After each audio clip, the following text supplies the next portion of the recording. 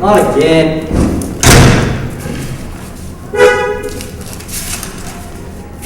This apple's for you. For me? Yeah. Thanks.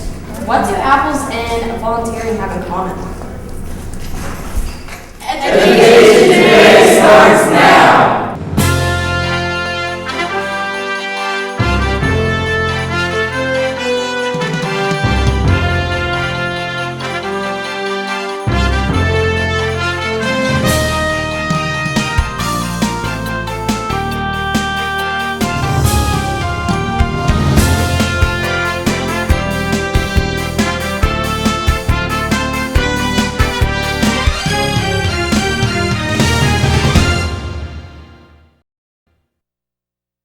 Hi, I'm Graham Cousins. And I'm Brandon Lee. And this is Education Today.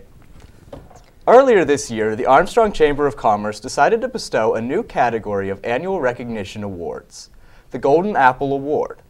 The award recognizes educators and local businesses for their contributions and support of educational programs and initiatives within the county. Tonight, we're not just going to talk about this program, but we are going to speak with two recipients that were recognized this past school year.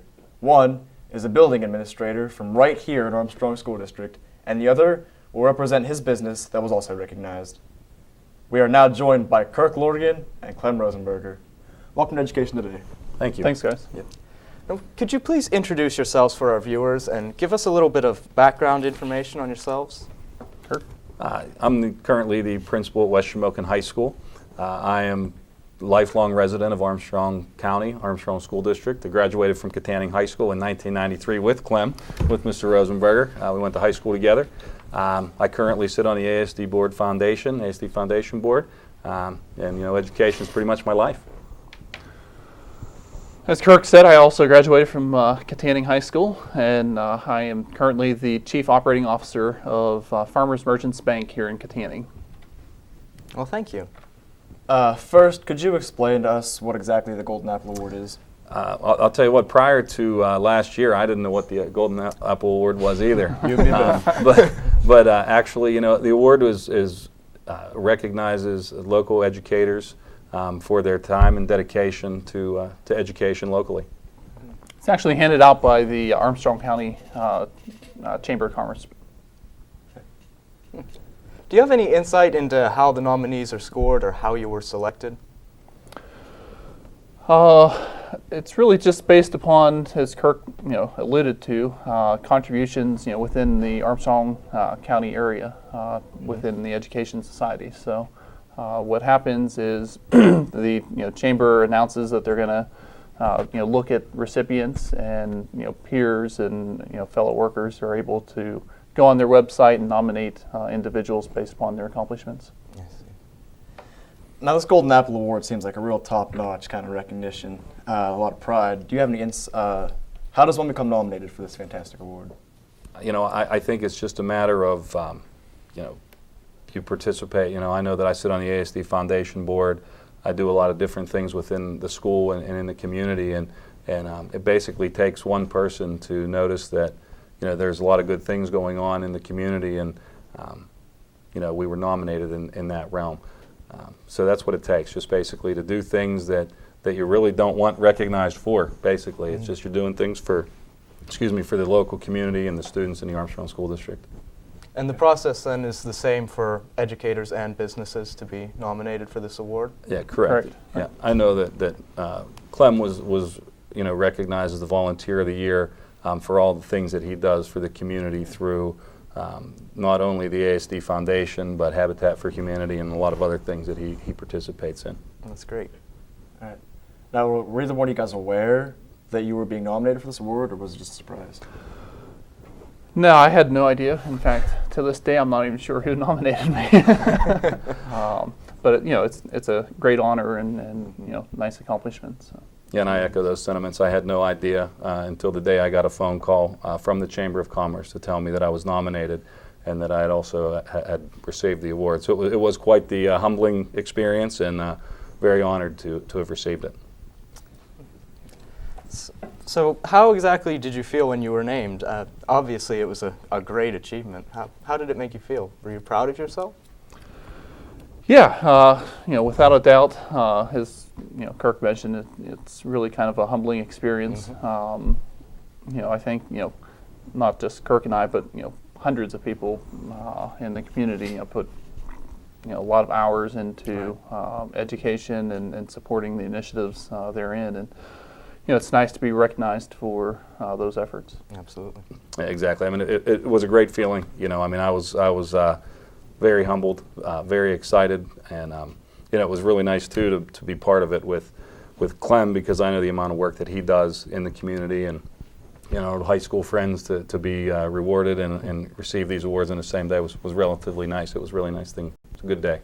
It was a good graduating class. Yeah, it was. It was. All right, well, thank you both very much. We're going to take a short break, and we will be right back with Armstrong School District's Education Today. Before I came to IUP, I had no idea what college would be like, or what role I would play, or where I'd be in the future. But when I came to IUP, everything changed. I met people who really made me feel like I belonged. I had great classes at a great nationally ranked university. Hi, my name's Megan Miller. I'm a fine arts major, and this is my university.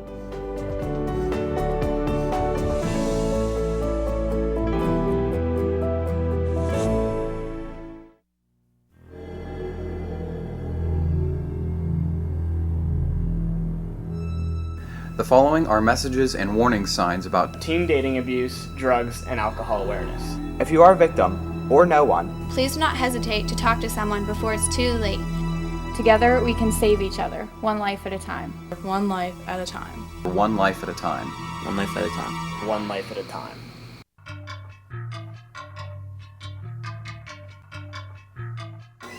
Each year, approximately 1 in 4 adolescents reports verbal, physical, emotional, or sexual abuse. Approximately 1 in 5 adolescents report being victims of emotional abuse. Approximately 1 in 5 high school girls has been physically or sexually abused by a dating partner. Dating violence among their peers is reported by 54% of high school students.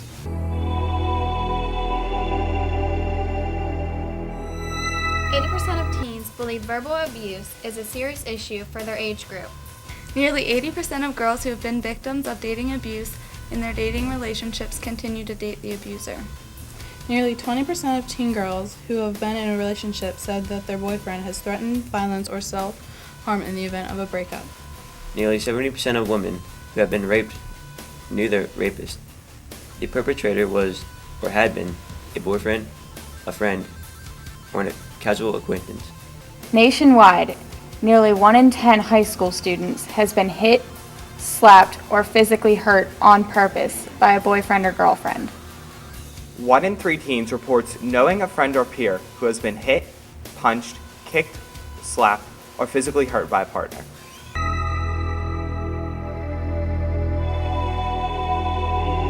Teen victims of dating violence are more likely to abuse drugs, have eating disorders, and attempt suicide.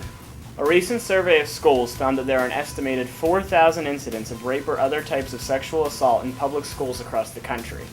1/3 of high school students have been or will be involved in abusive relationships.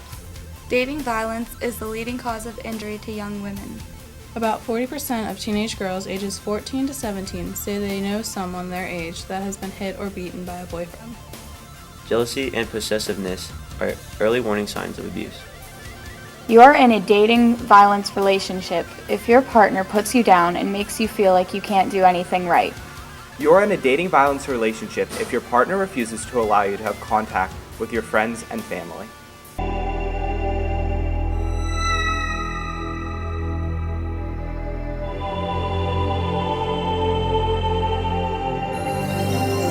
You may be in a dating violence relationship if your partner gets extremely jealous and constantly accuses you of flirting and cheating.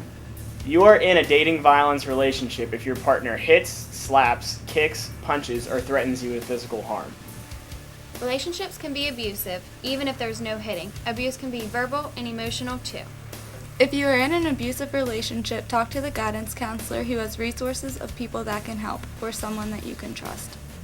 You deserve to be treated in a loving, respectful way by your boyfriend or girlfriend.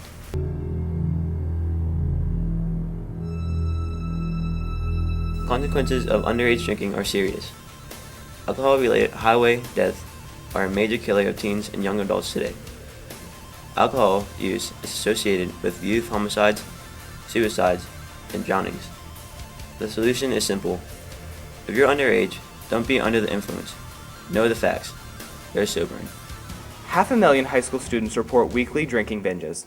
Alcohol-related crashes are the leading cause of injury and death among teenagers. The numbers don't just add up, and that's everybody's problem. Fact. About 5,000 people under 21 die each year from injuries caused by underage drinking, nearly 40% from car crashes alone. Fact.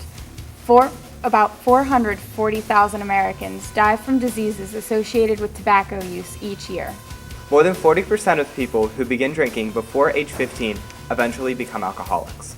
Smokeless tobacco does not cause cancer. False. It increases the risk of cancers, especially oral cancer. Tobacco can cause addiction, skin damage, Cataracts. Wrinkles. mouth and throat cancers, heart and lung disease. Fact, in 2008, prescription pain medications like Vicodin and Oxycontin were involved in more overdose deaths than heroin and cocaine combined. Fact. Abuse of prescription stimulants like Adderall can cause serious health problems including panic attacks, seizures, and heart attacks. Fact, a person who is addicted to drugs can be helped with treatment. It is never too late.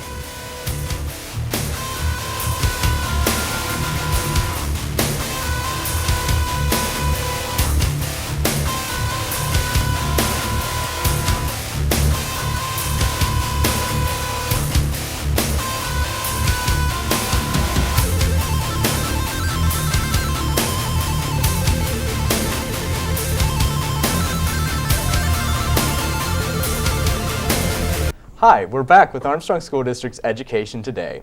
We're talking about the Golden Apple Awards tonight, one of which was received by one of ASD's own and one received by a local business. All right, guys, we're going to dive into some deeper questions here. Now, you're both recognized for a reason, obviously. Kirk, what are your goals you lay out each year for your school faculty and staff? You know, every year, obviously, the goal begins at the same, and it's to do as much as we can to increase student achievement and create an environment that students can learn and be successful and prepare them to move on into greater things, you know, once they graduate high school. We want to prepare them as best we can. And a lot of those things, part of those goals that we set involve having a little bit of fun along the way, teaching a lot of respect amongst one another throughout the building, and just having a good time when we go at it. But obviously, teaching the students the content and a lot about life is the biggest goal we set every year. Have you brought any new programs, electives, or changes to the school? You know, I think we've brought a lot, you know, not only of the intangibles like I just talked about with, you know, teaching kids to respect and the content, but we brought a lot of tangible items too through the ASD Foundation. You know, the ASD Foundation has put WeatherBug in at West Shamokin, and we've put iPad carts into Lenape, and we're continuing to plan to do all that through the EITC program. And I know that Clem has a lot of knowledge into that and can delve into that a little bit more, but that program has been very beneficial to us, and that's where the local businesses have really been giving a lot to the foundation. And Clem, you were recognized as the Volunteer Citizen of the Year. I mean, that's really an admirable accomplishment. Now, was this through the Chamber of Commerce, or was it through the F&M Bank? Yeah, it was through the Chamber of Commerce. Annually recognizes a Volunteer Citizen of the Year. You know, my wife always says I have two small kids at home, so I think my wife believes that I'm involved with a little too many things. But you know, there's a lot of good causes out there to work with, and you know, I encourage everyone to get involved in what they feel passionate about. If you don't mind me asking, we mentioned earlier some of the things you do, but what all activities do you volunteer for? Well, we've been talking here about the Armstrong School District Foundation. I'm a board member there with Kirk. I'm also the president or chairman of the local Habitat for Humanity. I'm involved with the YMCA on their board of directors. There's a project happening in Katanning right now called the Katanning Revitalization Program. I sit on that committee, trying to direct funding and decisions towards improvements in downtown Katanning area. Oh, that's excellent. So does F&M set goals for things they'd like to do or accomplish this year? Yeah, I mean, from the banking standpoint, F&M's a local community bank. It's always been here in Armstrong County, serving for over 100 years. We literally support hundreds of different programs and entities every year. One of the least of which is the Armstrong School District Foundation. As Kirk alluded to, through the EITC program, we're able to send monies into the school district. I think the foundation has put in over $100,000 into the school district up to this point, and hopefully that can continue. What other kinds of programs does F&M Bank support? You know what? It is so numerous that it'd be hard to mention one without mentioning a hundred of them. Yeah. Really our philosophy is we're here to support the community, and if somebody comes and asks us to support their fundraising dinner, whether it's the Armstrong County Chamber, whether it's the Tourist Bureau, or some of the maybe lesser known entities in the area, we continually say yes. I will say for the F&M Bank, I haven't played in a golf outing or been to and I plan a lot of golf outings, and I haven't been to a golf outing or a charity event in which F&M didn't have its stamp on there somewhere. So it's a great local business. It supports several different areas, and as Clem mentioned, they can't even begin to talk about the amount of support that they give to the community.